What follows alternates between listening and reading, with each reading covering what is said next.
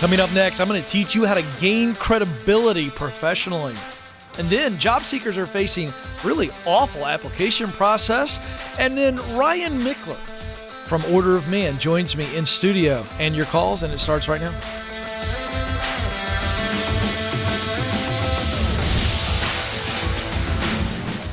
All right, folks, welcome to the Ken Coleman Show, helping you win at work and at life, helping you make more money and helping you experience more meaning in that 9 to 5 and all the years you're going to spend at work. Income and impact. I want to help you increase both of those. So let's get to it. Nothing will help you grow faster, make more money better than as you begin to establish and grow credibility. Credibility. I mean, you want to talk about something in the professional tool belt that every serious woman and man needs. It's credibility in your area of work, your area of the economy, the industry that you're in, your office. Hello. Might I even suggest your home while I'm on it? Credibility. So what is credibility? Very simply defined, the quality of being trusted and believed in. The quality of being trusted and believed in. See, there's integrity there, trust. There's faith. Integrity and faith. People trust you because of the way you act. People will put their faith in you because of who you are. That's credibility. Credibility. You can't say one thing as a parent and be something different. You can't say one thing as a leader and then be different. You can't do this. You will lose credibility in your professional and in your personal life. So credibility allows us to advance. It's just that simple. By the way, let's talk about the credibility of the college education. It's getting more and more expensive. It's not helping people as much. That's why we reported recently on the show. Recently. Good grief. I feel like I'm reporting on it all the time. Over 50% of college grads go, hey, I don't think it's worth it. Higher education is losing credibility. Look at it again. Can you trust that you're being prepared for the future that you want? Do you have faith that once you get the degree, you're going to be able to do what you want to do? The answer is increasingly no. So there's an example of a whole industry that's losing credibility. How about politicians? There we go. How credible are politicians? The answer is they're not. Look up what the public thinks of politicians in general. Lawyers. I'm just telling you. We see this all the time, all around this industries where you go, they just don't have a whole lot of credibility, right? The guy that comes on during all the sports events that I'm watching, there's a reason why you call them ambulance chasers. Oh boy, here we go again. I'm just telling you, credibility. It's not just in the ability to do the job, but it's, do I trust you? Do I have faith that you are who you say you are? So, how do you gain credibility? How do you build it? How do you get it? How do you grow it? That's what we're going to walk into first. Start learning from the street. Start learning from the street. I'm so over all of the academic experts, all of the self-proclaimed experts on social media. They got an opinion and they got a pithy way of saying it. By the way, I said pithy, P-I-T-H-Y, but it occurs to me they also have a pissy way of saying it. See, in our world of social media, anybody can puff themselves up and be pithy and pissy. There you go. You didn't see that coming, Alex. That's new content. But here's what's happening. We talk down, people talk down. Oh, I know this and I know this and I believe this. And here's why I'm making this point. Have they actually done it? Or are they just writing about it? I'm not going to mention any names, but I could think of 2 or 3 people right now that have a very large following on social media, and they comment all the time on leadership, and they've never led. Never led. Well, Ken, they've studied about leadership. Sure, great, fantastic. I'm glad they studied. I think there's value in knowledge and value in observation. But that doesn't in any way ever trump actual application and doing the work of leading. I really don't give a crap what a leadership expert says until I know that they've actually led. So learn from the street. Here's something you can write down. Street smarts beat book smarts.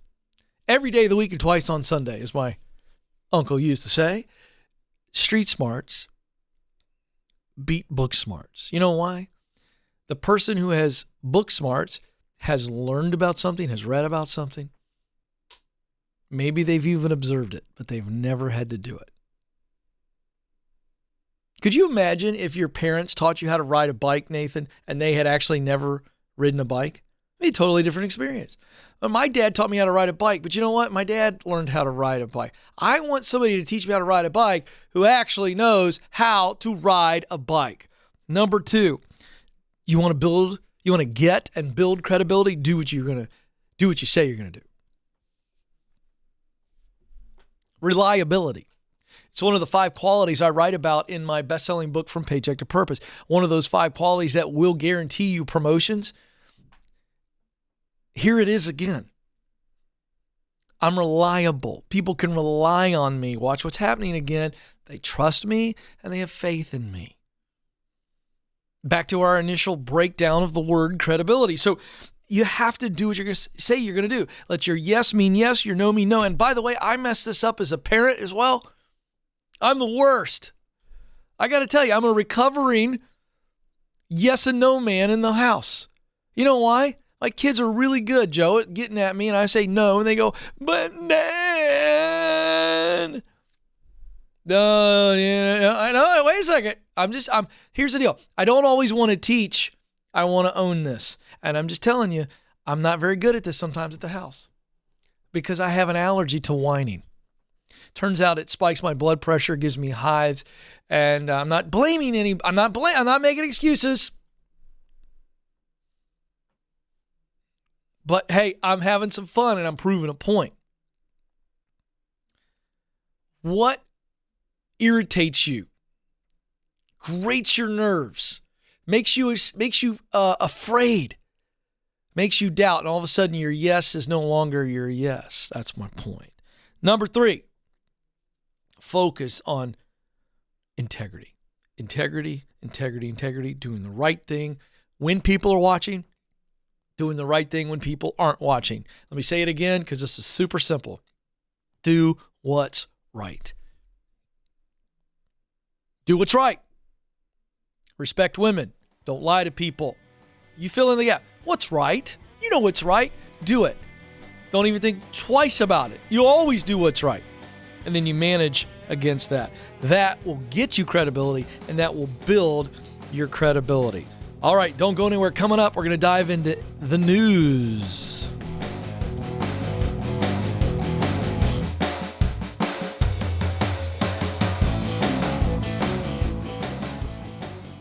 According to Glassdoor, the average job offer attracts over 250 applicants. So if you've made it to the interview, you've already made a great impression. So now is your time to showcase how you are the best choice for this role. That's why we created How to Win the Interview. This free guide will walk you through the 5 strategies to help you stand out amongst the competition. With just a little intentionality, you can prepare yourself to win the interview. To get it, go to kencoleman.com/interview.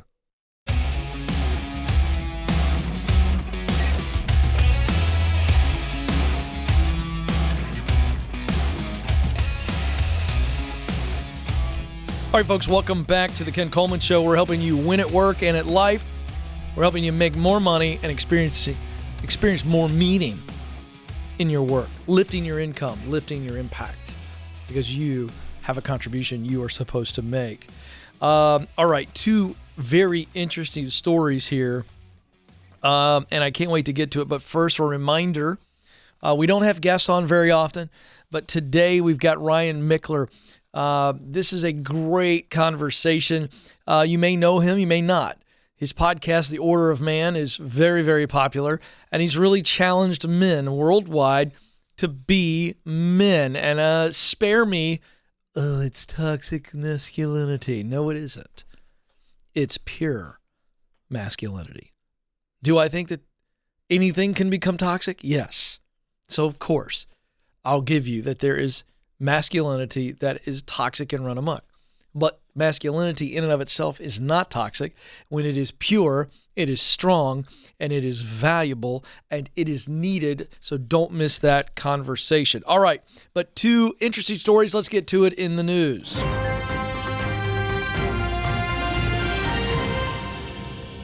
By the way, the second story, one of my favorite stories we've ever talked about. I can't wait to unpack this.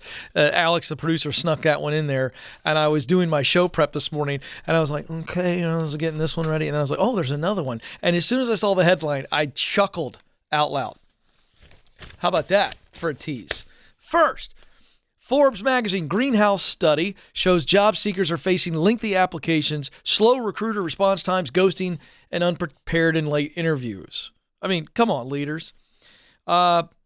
So the greenhouse study, what is this called? It's called the Greenhouse Candidate Experience Report. It sounds very official. Yeah, I feel like I should talk like this the rest of the segment. 1,500 people polled. Employees and job seekers. And they discovered that 84% are looking for and are open to a new job in the next 6 months. No surprise there, right? Everybody's looking right now because a lot of people are hiring. Now, this report found that more than 60% of job seekers are unimpressed by time-consuming recruitment processes and are demanding companies create a more modern recruiting experience. All right, 2 quick comments on this. I don't like it that I'm seeing this, that candidates are like, I don't like a lengthy process, because I actually think that a lengthy hiring process is healthy. It makes a company more likely to make a good hire. And folks, bad hires cost hundreds of millions of dollars in productivity when you talk about replacing the person from a productivity standpoint and then replacing a person and training a person from a cost standpoint. So I don't like this, but this is also, leaders, the world we live in. We want everything now. Millennials are the number 1 demographic in the workplace. Millennials grew up with the internet, with iPhones and all this stuff. They want it now, baby. Get it to me now. Well, okay. I appreciate that. So leaders, be careful. Don't give in to the mob by shortening your hiring process to the point that you're not effective. But leaders, you must understand that they want a quicker result. So you need to, this is good content, by the way. Somebody better be writing this down for leaders.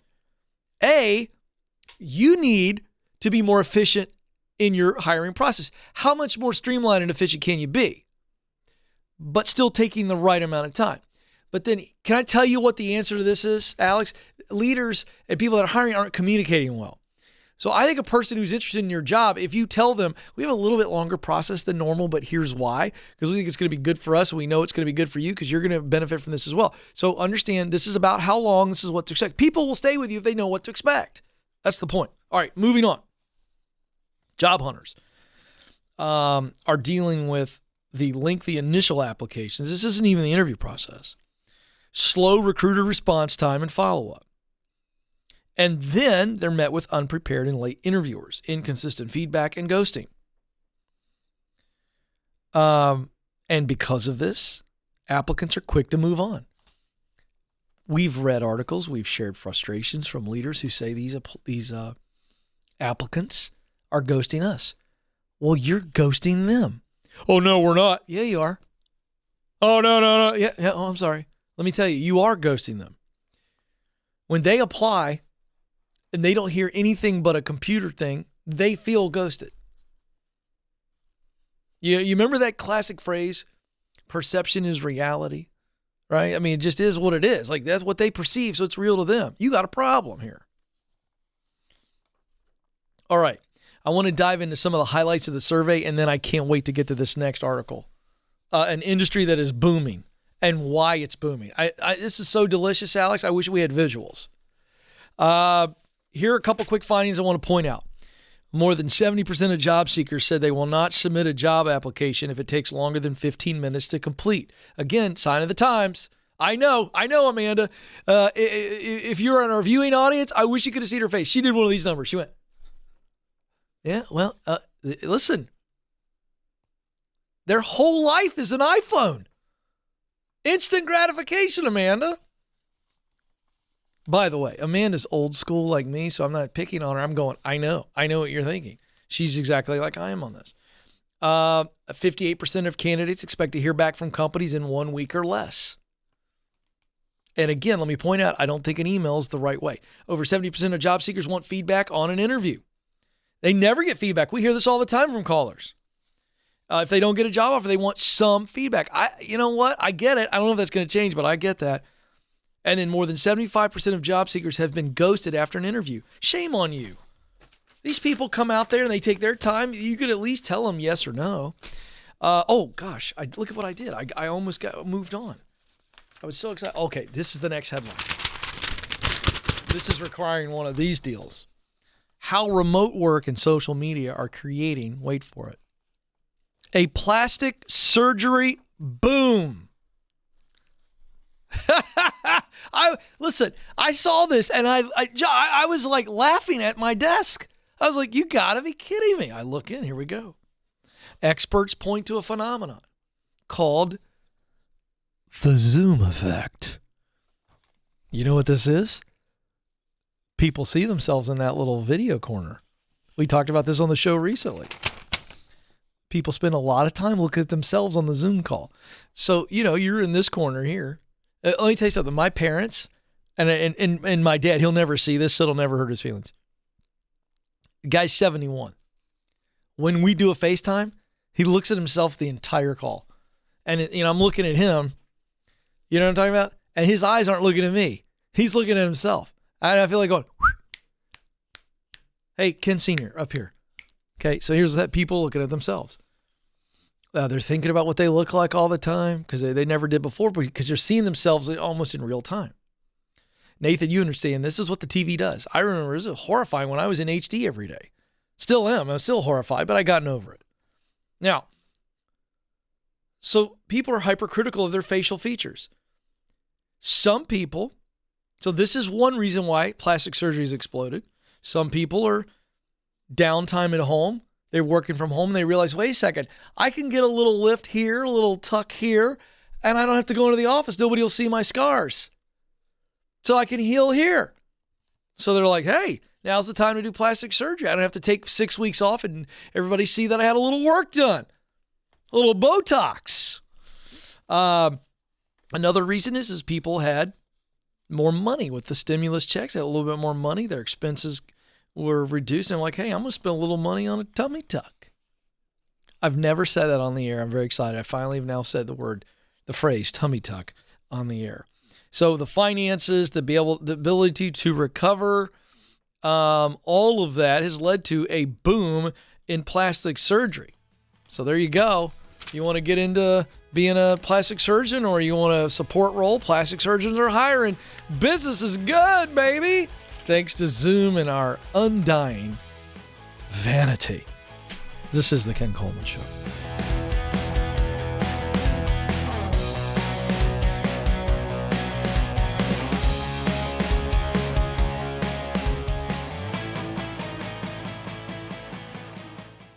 Do you know what you were born to do? In order to get hired at a job you love, you need to get clear on your talent, passion, and mission. That's why our team created the Career Clarity Guide. In just a few minutes, this free tool will walk you through a process to discover what you do best, talent, the work you love to do, passion, and the results you want your work to produce. That's mission. Then you're going to feel way more confident throughout the job search process. To get started, go now to kencoleman.com/clarity.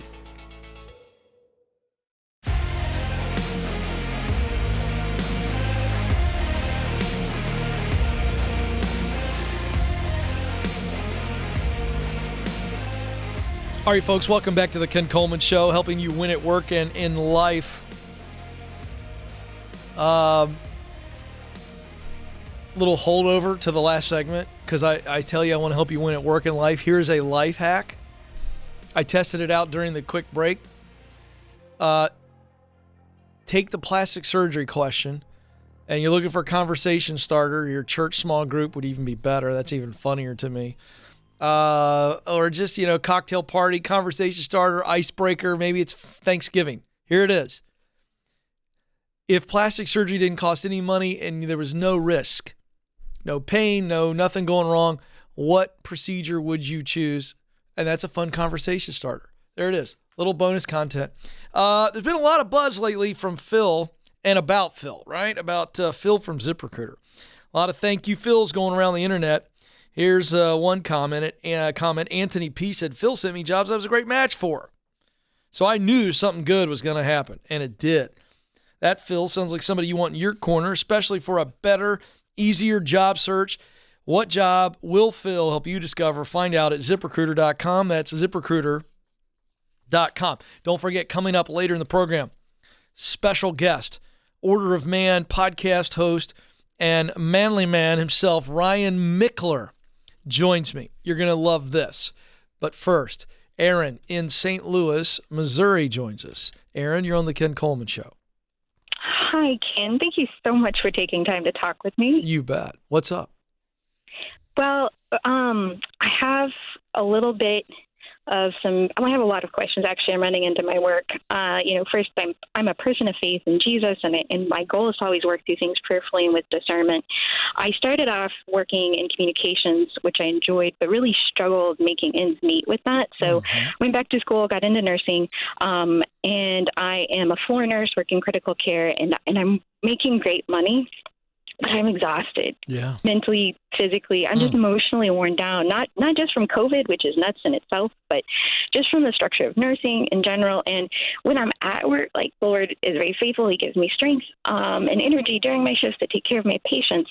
And there's great satisfaction in the accomplishments at the end of the day. But between shifts, I'm so tired, and I'm struggling with concerns, sometimes dread about going back to that next shift. I just am really trying to figure out what's the best thing to do. I took your Get Clear assessment, and I found it very interesting. I was surprised to learn that caregiving is actually a little low on my strengths list. Yeah, I'm actually not. I'm actually not surprised, and I'm going to tell you why. Okay. Because you gave us a quick biography, and it was a good one, by the way, and you got into this because of money. You didn't get into this because of passion. You got a communications degree, and I feel like there's something out there in that area, and you're just like, I can't make money in this, and you just kind of bought this lie or somebody's narrative that said, there's not much more money you can make. You're kind of tapped out, and you went, what can I do to make really good money? And so you chose nursing. It doesn't mean you're not a good nurse, by the way. But if caregiving was way low on your strengths, it just means you can give care as a wife, a mom, a friend, a daughter, but it's not one of your natural strengths, or it's not one of your natural passions. And caregiving is actually a passion, by the way, not a talent. Okay. It's work you love. So I meant to correct you early on, but I'm not surprised at all.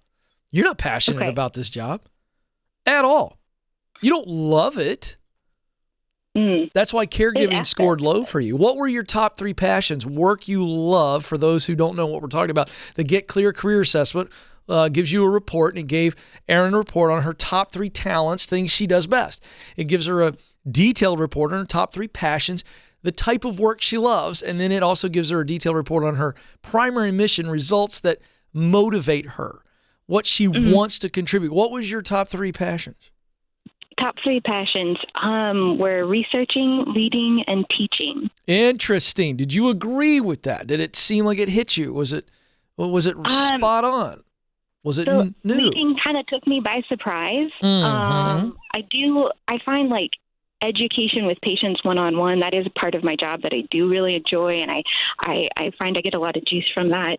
Researching, I do love, like in the communications, the writing aspect, getting into details. I can be a bit of a grammar nerd. Along those lines. Excuse me.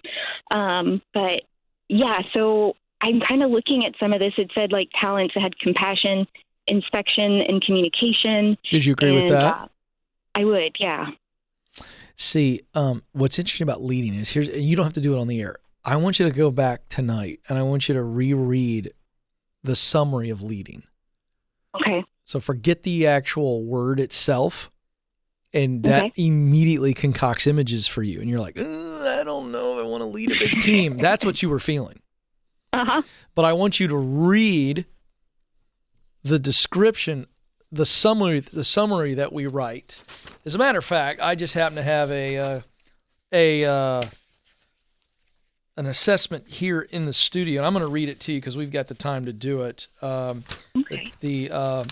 me just get to it quickly. Leading. You would think that I would know alphabetically. Here we go. All right, now I want to read this to you really quick. You tell me how. And by the way, I don't want you to like confirm anything. I want you to know if this feels right. Forget the word leading. Okay. You come alive when you're using your skills and communication to influence other people. It gives you the juice to impact the actions, opinions, and beliefs of others. You thrive when you're with people discussing meaningful ideas or spearheading a movement that's important to you. You feel excited at the opportunity to share your voice, opinion, ideas, or solutions with people. You're comfortable standing before others to share your thoughts and opinions. Now, does that sound like that's you? Most things, except up to the part standing in front of people. I tend to be more of a written word rather than That's fine. Public speaker. But everything else sounded like you in that description. It did resonate. Okay. So no assessment's perfect, right? And so by the way, I wrote all that. So I'm trying to create a summary. So I'm not worried about the fact that you don't like to stand in front of large groups of people. You like the one-to-one model. So you have a communications degree. And I think you think you can't make enough money doing it. That's what you told me. That's why you got out of it. And that was a wrong move. Now, the good news is you're in a stable financial situation with your job. So we have to be very practical right now and go, how much money do I need to make? Which is how much? I do have some student loans that I'm paying off. And I've made a great headway with that using the snowball method. How much money do you make right now? I'm making the 80s. All right, so we need to replace that. Okay. So I was not even half that and with like most of my communications job. I understand. But we got to think bigger than that. Okay. You're not limited. You read that purpose statement again tonight. I want you to read it tomorrow morning. I want you to repeat it. I want you to keep reading the purpose statement and then start going, wait a second, what does that open me up to? I mean, if you're spending 70, you do. If you're spending 75, what were your top 3 passions again? Passions, researching, leading, and teaching. Researching, leading, and teaching. If you're spending 75% of your day doing that, what does that look like? What jobs are out there? You got to look. It doesn't mean traditional teaching. It could be corporate training, HR training, where you're researching, you're diving in and helping people in a one-to-one. I just gave you 2. That quick, I gave you 2, and you went, you hadn't even thought of those. I struggle sometimes knowing, like, to be honest, HR education or, in that area doesn't really. Okay. Cross it off the list. I'm doing is ideating. You have to look. You're going, Ken, I have no idea. You know why? You're not looking. You're not looking. Here's what's great about the Get Clear Career Assessment. That purpose statement is a 30,000-foot view of a job description. Do you understand that analogy? Yes, sir. So start using it that way. Start looking at jobs that are out there. Go to ZipRecruiter. Go to ZipRecruiter.com/Ken and fill out a profile and let them start searching for stuff. Use the purpose statement. Use the words, the details inside of your report to look for jobs and job descriptions. Keywords. You'll find it. You got this. Go. Start looking. They will present themselves as you look. This is the Ken Coleman Show.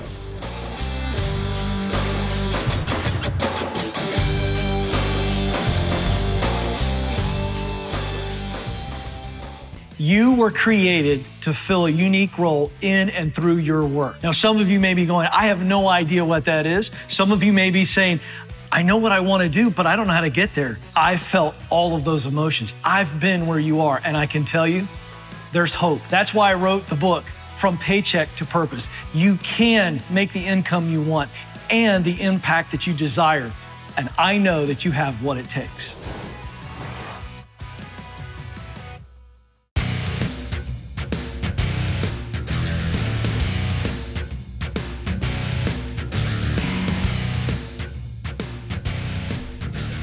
All right, folks, welcome back to the Ken Coleman Show. We help you win at work and life by helping you make more money and experience more meaning in your work. Income, impact, raising them up, maximizing out for you to live your best life. 844-747-2577 is the number. Mavis is up next in Columbus, Ohio. Mavis, you're on the Ken Coleman Show. Hello. Hello, Mavis. Hello, Ken. How are you? Hello, Mavis. I can play this game all day long. I like this. We're just kind of ratcheting it up. What's going on? Okay. Well, so I do have a specific question, but before I start, even though everybody tells you they're very nervous, I'm very nervous. That's okay. But I wanted to just take like 15 seconds, and you can time it, just to thank you for all you do. Because until I got introduced to you a few months back, I have literally spent my adult professional life thinking that I'm a loser. Oh. Because I haven't found my meaning. Yeah. I'm a great wife, great mother, but there's still been that component that's been missing. Yeah. And literally going through your process, it was literally like an awakening. Yeah.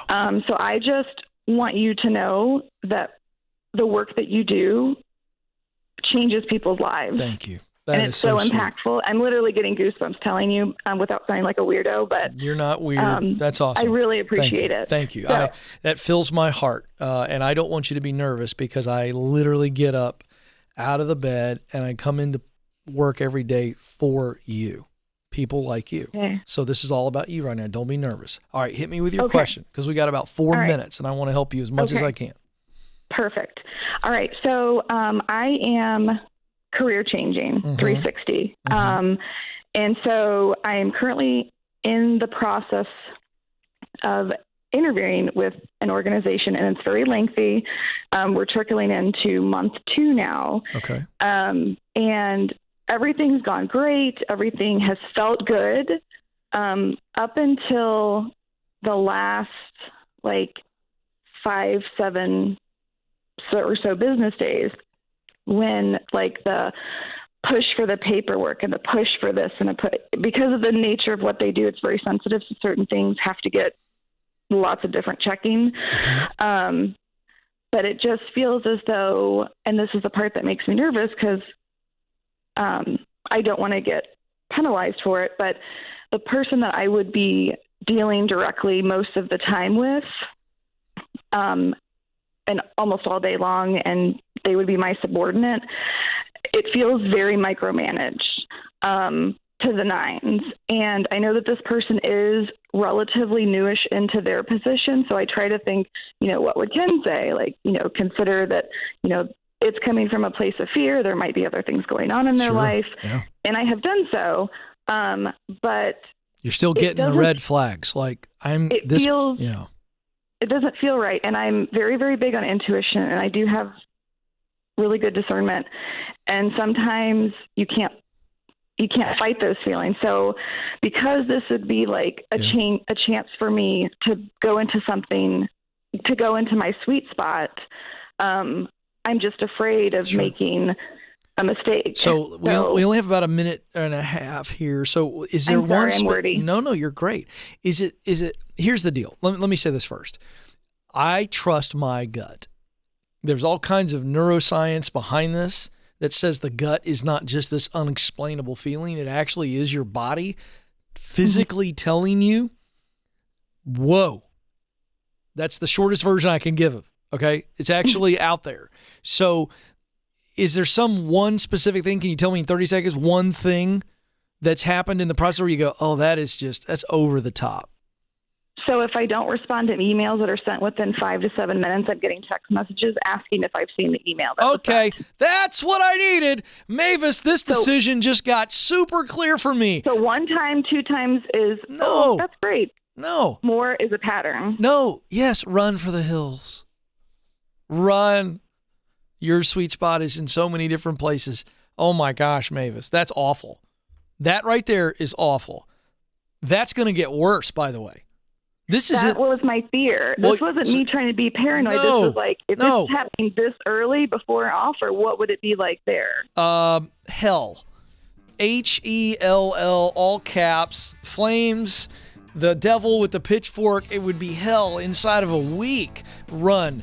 Go look for the sweet spot somewhere else. You know what it looks like. You can go find it. Politely decline. Yikes. I got a rash just listening to that.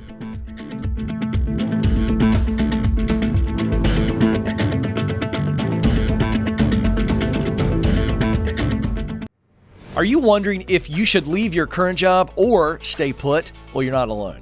That's why we created the Should I Quit My Job quiz. In just 5 minutes or less, this quiz will help you determine if you're at the right company and if you're in the right role. And if you need to make a move, you'll get practical steps to keep you moving forward. Folks, it's time to get unstuck. Life is too short not to do what you were created to do. Go take the quiz right now at kencoleman.com/quiz.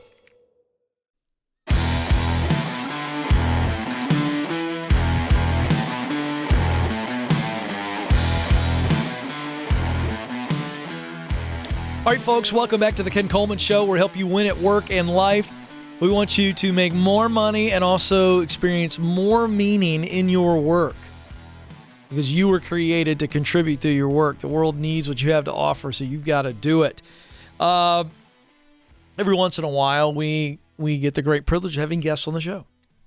And today, I'm very excited to bring to you a conversation I had recently with Ryan Mickler. Now, Ryan is a guy who, you're going to hear his story, but he's a guy who is earnest. I think he's on to something big. His podcast, The Order of Man, is growing and booming in its influence. And I will tell you, if you are a man, you need to listen to all of this. You need to engage in what he is doing. If you've been beaten down because you're a man, or you never saw a model of a good man in your life, this is important, ladies. You need to engage in this as well, because this is a standard by which you should hold your man accountable to. This is really good. So, recently had him in studio as he was in town, and so we recorded a great conversation, and now you're going to get to watch it. Here is Ryan Mickler. All right, folks, welcome back to the Ken Coleman Show. Excited to have you with us. Ryan Mickler, founder of Order of Man. I mean, this dude is a man's man. All right, now, so I'm a man. All right? I have no questions about the fact that I'm a man. But there are some dudes who are just manlier than others because of their manliness. And I was an athlete. I know it doesn't look like it, Ryan, but I was an athlete. But this dude, you're around this dude and you're like, oh yeah. You know what I mean? It's like, I feel like I should have flannel on just because I'm next to you. Welcome to the Ken Coleman Show. I'm glad to be here. What an introduction. You've right there. You've never been introduced that way before. I hope I live up to it. Well, you absolutely will. So, Order of Man. Yes. What is this? I mean, it's more than a podcast. It's more than what you do.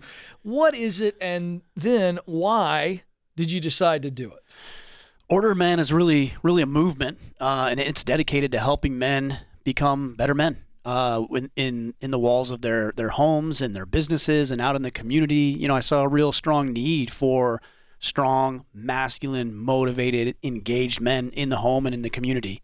And I started it for selfish pursuits. Frankly, I needed to become that kind of man, and I wasn't. Really struggling early on in my marriage. I've got 4 kids. When I started having kids, I really struggled. I never really had a role model or an influence in how to show up as a man. So I created it, and really I feel like I'm the biggest beneficiary and recipient of the information that we're putting out and the people that we're having conversations with, and we've been able to serve a lot of people along the way.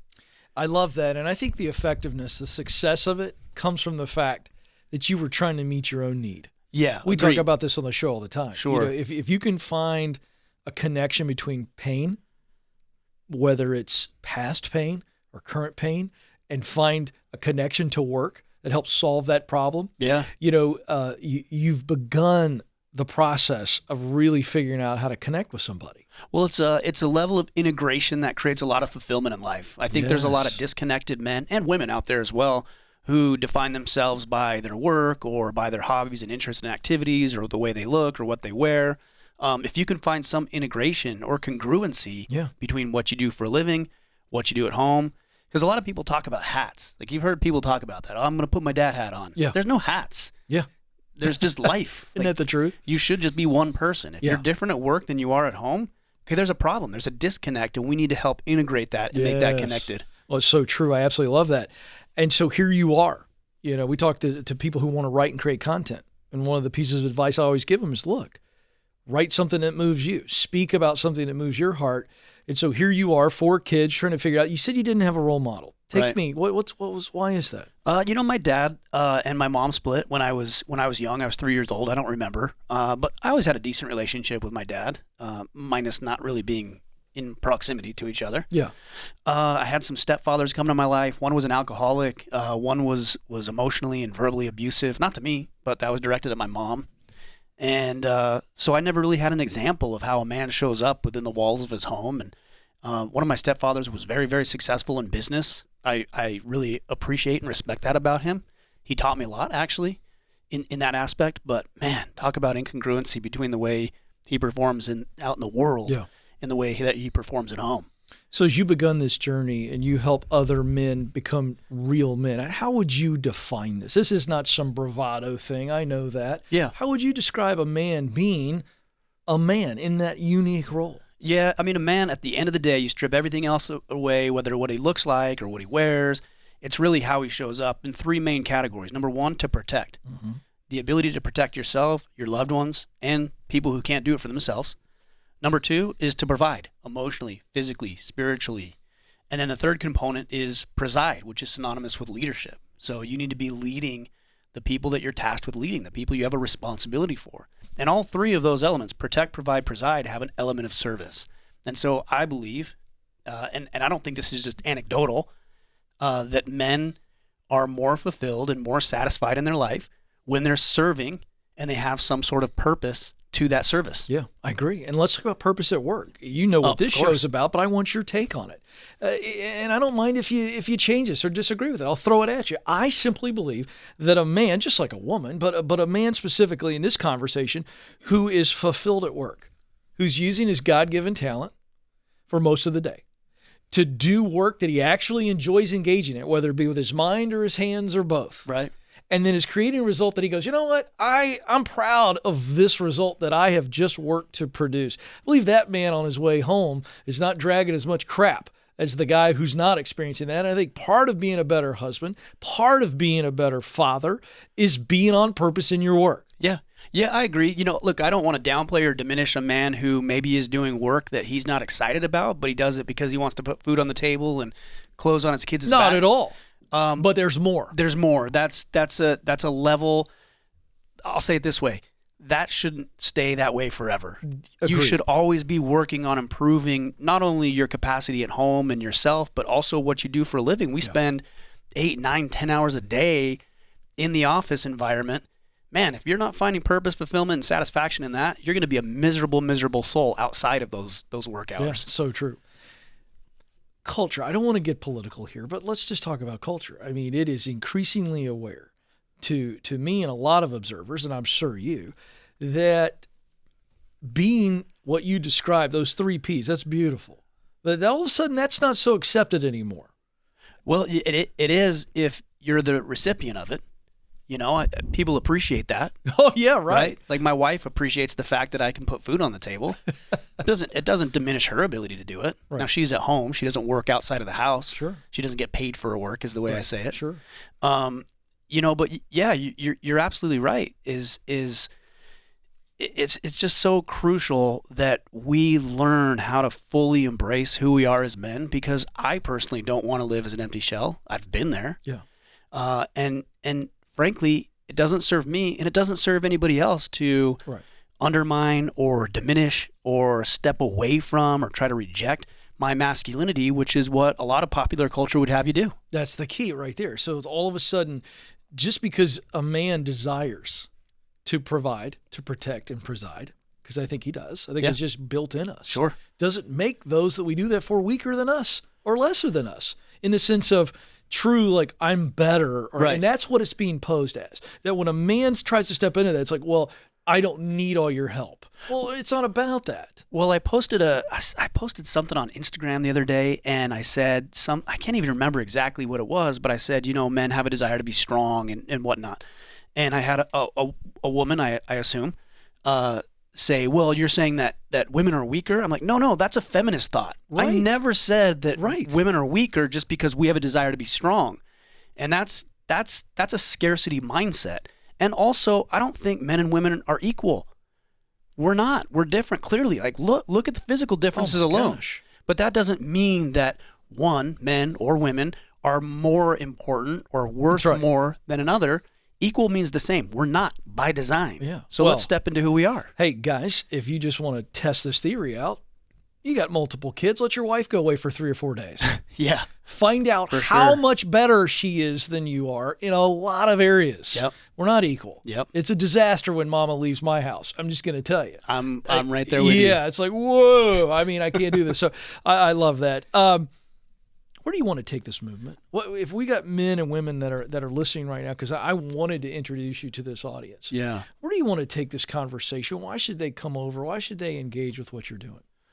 My goal is to empower people. It's never been to place myself at the head of some organization and tell everybody that they have to do it the way I would do it.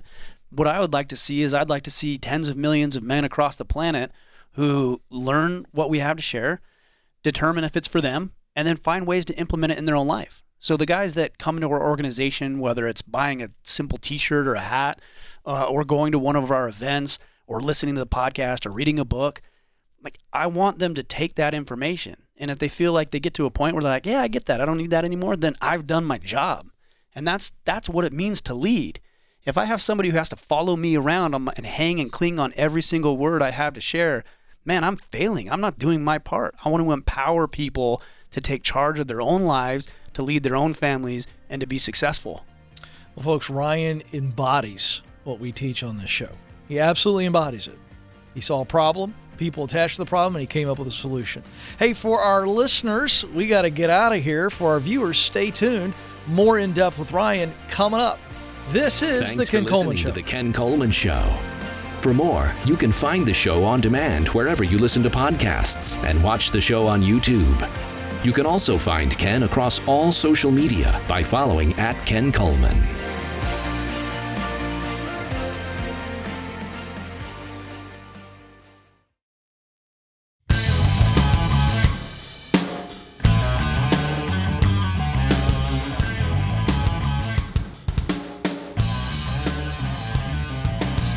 All right, folks, welcome back to the Ken Coleman Show. Some fun bonus content here. Ryan Mickler is the founder of Order of Man. He also is the founder and host of the Order of Man podcast.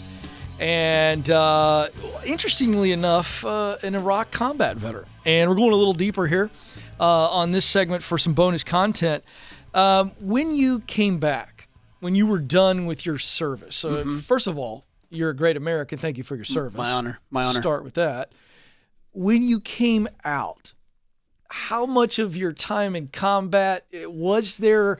And here's where I'm going with this. I get a lot of questions on the show from our military men and women who are about ready to transition. They're like, Ken, I don't know what to do. That was me. Yeah, it's very interesting because there's this phobia, there's this fallacy that because you've been in the military, it won't translate to the private sector. Did you feel that? Did you have some confusion? The skill sets do. Of course they do. The skill sets transition, but the military isn't teaching you how to go out into the civilian workforce. Mm-hmm. It isn't teaching you how to become an entrepreneur. Yeah. So that's the hard part. So my story is a little different. I was in the National Guard. So before I went to Iraq in 2005 through 2006, I had a job. I had a career. I was in retail management. I was managing a retail clothing store in Southern California with my new bride. We were married for 6 months before I left. But when I came back, my wife and I had made the decision about halfway into that deployment that I didn't want to go back to retail. We wanted to be in Utah. I wanted to be at home with her. I didn't want to be traveling. If I wanted to promote within the organization, I would have to move, and I didn't want to do that. So I actually ended up, just through happenstance, taking my insurance and investment exam material back to Iraq with me from a leave that I took. Wow. And I studied that in my off time. So when I came back, I did that, but I wasn't making any money. So I was doing on the side electrical work and HVAC work. And then until I was able to get that financial planning practice up and running. But yeah, that was a difficult transition from retail to 100% full-time military in a combat environment to now you're going to try to build a financial planning practice. That was a crazy, crazy time. How long was that time period you just described? So about 2 years. Okay, so now you're in financial planning. Mm-hmm. So what was the timeline to where Order of Man becomes, I'm assuming, a side hustle? Yeah, that was about 7 years after I started. 7 years. Yeah, because I might be a little off on my time, but I think I started Order of Man in March of 2015. Wow. So probably closer to about 8 years. Now, would you consider Order of Man full-time now? It has been for years. That's what I thought. Yeah, so a year and a half into Order of Man, I realized, man, it took off. This is awesome. And there was some transitionary stuff there I think we need to talk about. Well, that's why I'm asking, because I want the audience to hear. Okay, so you come back. So we got one big transition coming out of the military. Yeah. Okay, and you just described that a little bit, but then it's like, okay, I'm in financial planning. I've got the day job. Right. Then, and we talked about this for the listening audience in the radio hour, you realize, hey, I'm not a good father. I'm not a good husband. I got to figure this out. And I love that you go after trying to educate yourself. Yeah. In doing so, you share with an audience. It grows. You see there's a massive need. But let's talk about the pains. I don't want people to hear like, oh, a year and a half later, it was just amazing. No, this was tough. That's right. You didn't know what you were doing. Well, you know, what's very interesting about this, and this is what people need to understand, is that I was doing my financial planning practice. See, people look at it now and think, oh, Order of Man, successful podcast, and everything else. Well, I had another podcast prior to Order of Man. It was called Wealth Anatomy. And so when I was in my financial planning practice, long story short, I did a little bit of audio stuff for my existing clients, and I'm like, maybe I should start a podcast. So I cut my teeth in the podcasting world with a podcast I started called Wealth Anatomy. And it was focused on teaching medical professionals about financial services. Oh, boy, do they need that. They do. And so I launched that. I found out I love the medium of podcasting, but I was like so tired of the conversation around money. No passion. I'd have clients call me or they'd text me and I'd see their number come up and I'm like, ugh. And it had nothing to do with my client. Yeah. It had to do with the conversation. That's exactly right. So I'm like, all right, well, I like podcasting. I need to do this. Yeah. And so I started podcasting on the side because what you just said, I wanted to figure out some solutions to my own problems. And I had no goal or desire or frankly ambition to turn this into some sort of global movement that it is now. It was just something I enjoyed doing. I learned about it in a separate context and carried it over into something else. We talked in for our listening audience, and if they stayed with us here on YouTube, we talked about the fact that you grew up with a very obviously transient situation with your father. Mm-hmm. It was a non-existent relationship, but he just wasn't around much. And then you got these other figures that are coming in, some of them very unhealthy, if not all of them. As you begin to dive in for yourself, educate yourself, and then educate other men, has there been a father figure? Has your biological father returned? I'm just curious. Who is that now? Does that exist? Yeah, I wouldn't say father figure. Unfortunately, my biological father, he passed away. Oh, okay, I'm sorry. 3 years ago. Yeah, that was hard. There was a lot of conversations that went unsaid. I'm sure. That I wish we could have had, and we will in another life. Yeah. But I had great coaches. Like I don't want to diminish some of the other men that stepped up. That's what I'm curious. As a young man. One is Matt Labram. He was my football and baseball coach in high school. And we're still friends. We're still in contact 20 plus years later. He's been on my podcast. I still look to him for guidance and counsel on some of those things, even if it's indirect because we don't always talk.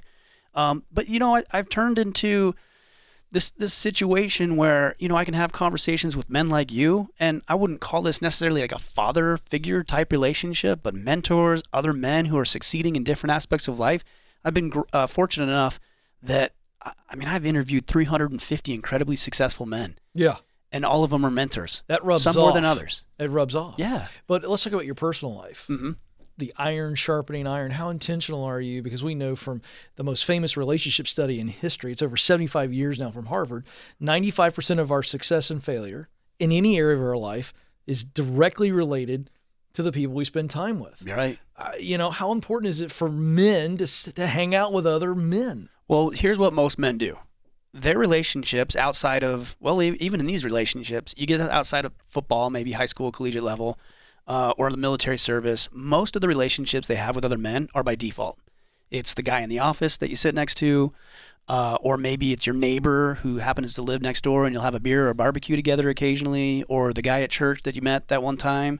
And it's just a very default, passive way of meeting people. And it doesn't always serve you well because you're kind of at it's just kind of luck or fortune if it does. Yeah. Men need to be more intentional about who they're seeking out, who they're spending time with, and what it is they're trying to accomplish, not only for themselves, but for the guys they're going to connect with as well. We only have about 2 minutes on this, but I know you can handle this.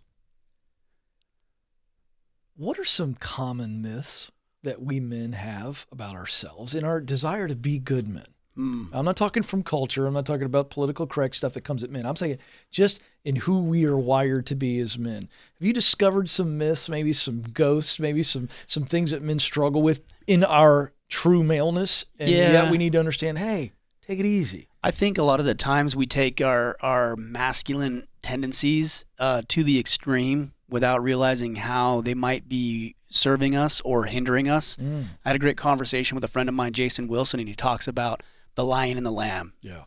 Every man wants to be the lion, right? Yeah, right. But there's another component, and that's harnessing masculinity, which could be described as aggression or competitiveness or dominance even, possessiveness, stoicism, that allows us to tap into another side where we actually care, and we're mature, and we can use aggression or even dominance for things that are important to us to produce effective outcomes for ourselves and other people.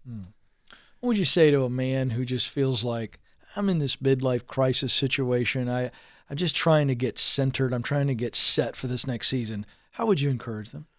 Number one, we already hit on it. Go be around other men, be intentional and deliberate about who you're spending time with and what you're trying to accomplish. And then number two, I would suggest that you pick up some physical hobbies and activities, whether that's jiu-jitsu or having a couple of guys to go play basketball every Tuesday night or join a bowling league or going to the gym. What's the physical component there? You're clearly saying it needs to be physical. Why? Because that's how men relate with each other. We relate to each other in confrontation, either against each other, or against a common enemy. And so I can tell really quickly, Ken, if you and I go train jiu-jitsu together, I can tell a lot about you. Whether or not you're trained or not is irrelevant. I'm going to learn a lot about your personality, and I'm going to know if you're somebody I want to stand shoulder to shoulder with in this thing we call life. Yeah. Because if you can't handle it there, you can't handle true, isn't it? When there's other facets of my life, like maybe I'm tempted to step out on my wife or to make a big career change. I need to know you're in this thing with me. Isn't that true? And I want the right person in my corner. Well, I'll give you some cheat points on that one. If I stepped in the jiu-jitsu ring with you, it would be called 20 Seconds of Fury.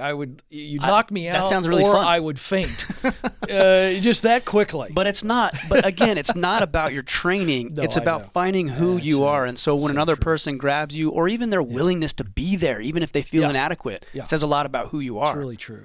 I found in this journey, I'm 47, going after it as best that I can go. And there are dudes in my life that can just understand things that nobody else can. And it's okay to be vulnerable with another dude because it's actually great strength. You draw strength from that because they understand. They've walked a few miles in some similar shoes. You can't improve yourself unless you're willing to acknowledge where you're falling behind. So good. Well, folks, he is Ryan Mickler. Please check out his podcast, Order of Man. Everything he does, the Order of Man podcast. Check him out. He's doing great things. If there's a man in your life, they need to get with Ryan. This is the Ken Coleman Show.